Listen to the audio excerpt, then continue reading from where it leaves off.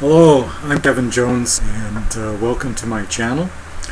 Over the past few months I've answered a lot of questions from friends and family on digital audio, how it works, how to set it up, how to get better performance out of it. And I realized that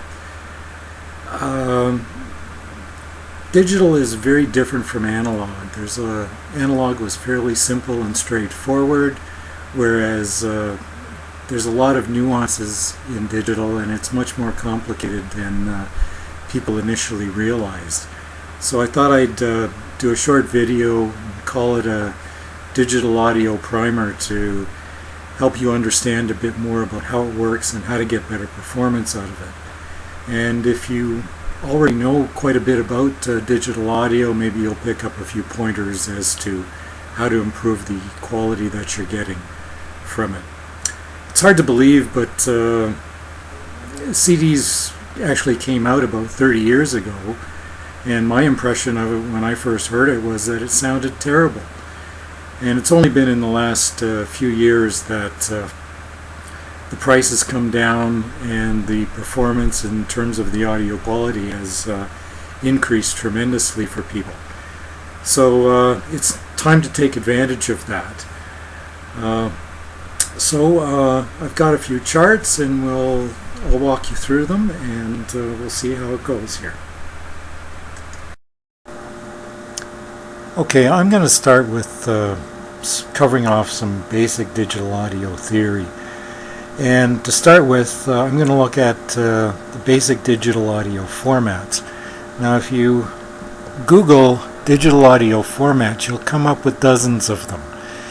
Most of them you'll never see or use, or you won't know that you're using them. But basically, for listening to music, I'm going to cover off basically three. These are the ones that you'll run into and you'll utilize.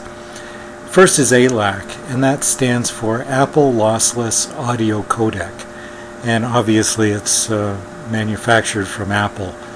Second one is FLAC, which you may have heard of, and that's Free Lossless Audio Codec.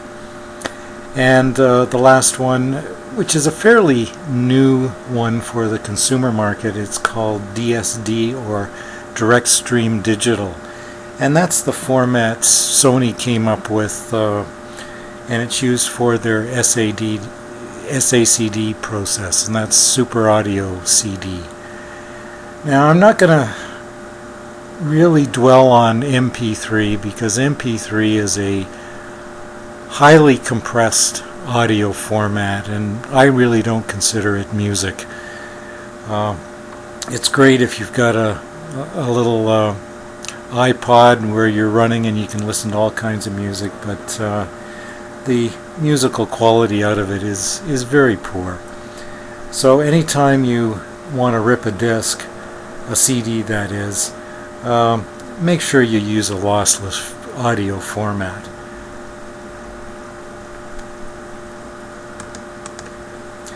The second point I want to cover is bit depth and sampling rate. Your standard CD is recorded at 16 bits and 44.1 kilohertz, and that means a sample is taken 44,100 times every second.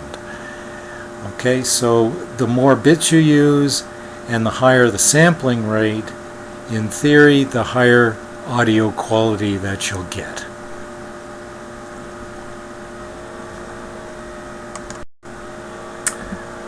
Okay, now let's look at the component stream.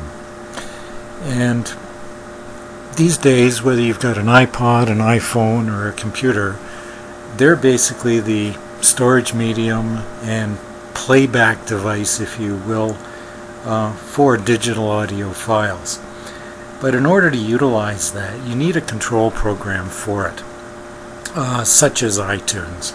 I'll get into more discussion on iTunes shortly, but basically what it does is it simply locates the file on the disks and sends it to the DAC, and DAC stands for Digital to Analog Converter, and that basically converts the digital format to analog, and analog is the stuff you listen to. You can't listen to digital. The output from a DAC is very small, so you need some sort of amplification device in order to listen either through speakers or headphones.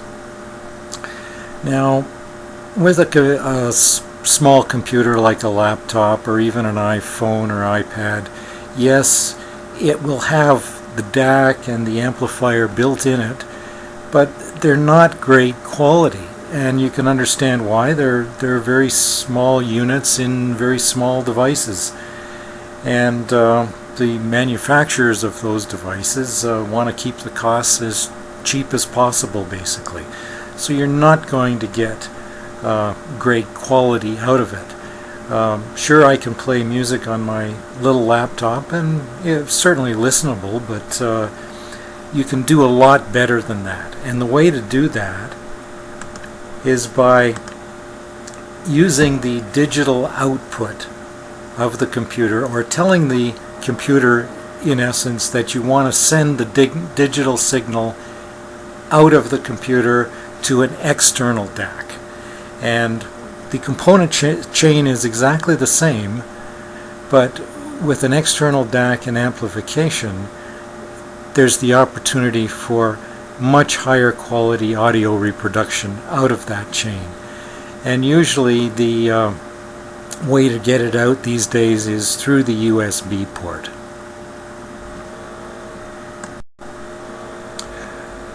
Okay, now we're going to look at what I call practicalities and limitations.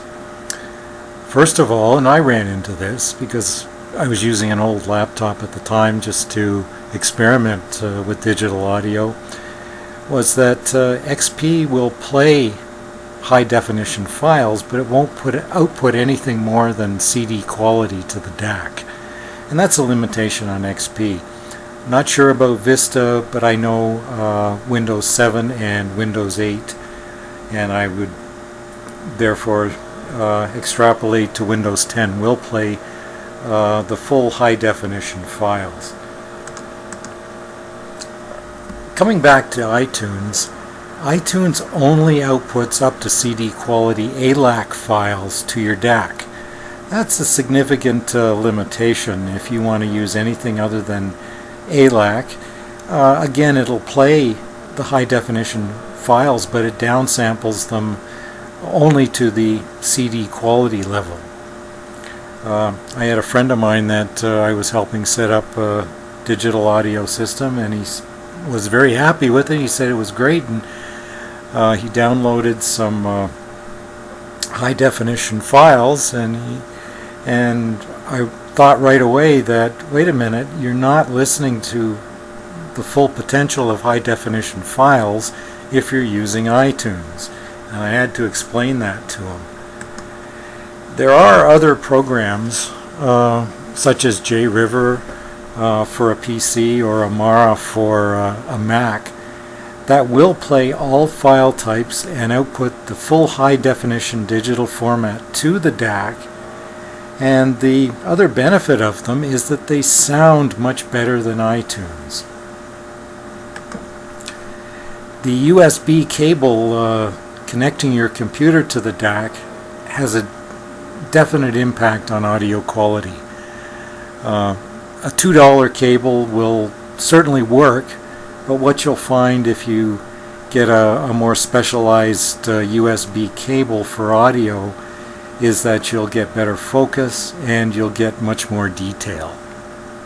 The only caveat to that is that don't go overboard in spending a tremendous amount of money on a new cable if the rest of your system really can't utilize